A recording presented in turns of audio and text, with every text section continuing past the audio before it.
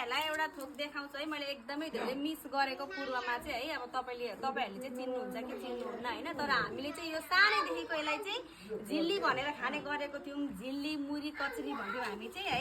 यो त चप आलु चप त प्राय सबैलाई थाहा नै छ यो भनेको ढुङ्ग्री यतातिर हामीले फोपी भन्छौं उतातिर चाहिँ ढुङ्ग्री भन्नुहुन्छ है यो पनि चिनिहाल्नु तर एकदमै धेरै मिस गरेको नपाएको भनेको चाहिँ यो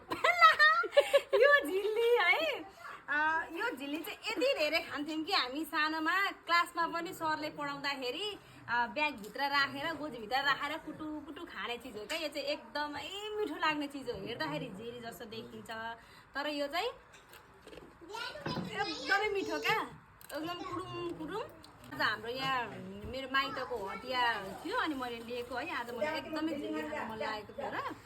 सो तपाईहरुलाई पनि थाहा छैन भने चाहिँ यसको नाम चाहिँ झिल्ली हो है तपाईहरुले पनि टेस्ट गर्नु भएको छैन भने टेस्ट गर्नु होला एकदमै मिठो यो चाहिँ झिल्ली खान लागिनहरु